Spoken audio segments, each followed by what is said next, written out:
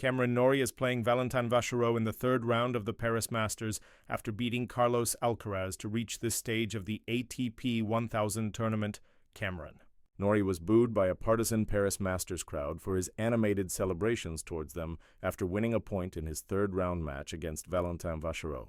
His opponent is a home favorite and was born in southeastern France, but represents Monaco internationally. The fans on center court inside La Défense Arena loudly cheered whenever the Monegasque player won a point, and after going 30-0 up in the 11th game, Norrie turned around and twice lifted both arms in the air.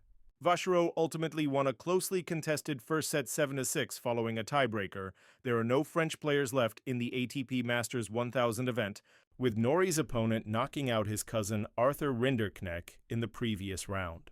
Vachereau received a wildcard to play in Paris after winning the Shanghai Masters, where he beat his cousin in the final. Rinderknecht was one of 3 French players in receipt of the 4 wildcards. Another was Terence Atmain, but he lost to Alexander Vukic in the first round. In contrast, Arthur Cazaux made it to the second round by beating Luciano Darderi in straight sets.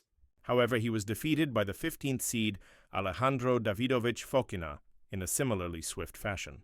As such, Vachereau is the closest to a home player remaining in the singles draw. Last year's finalist and French number 1, Hugo Humbert, was scheduled to compete but withdrew due to an injury. Arthur Fils also withdrew from the tournament. Having previously pulled out of the US Open last month, a French player has not won the Paris Masters since Jo-Wilfried Tsonga in 2008.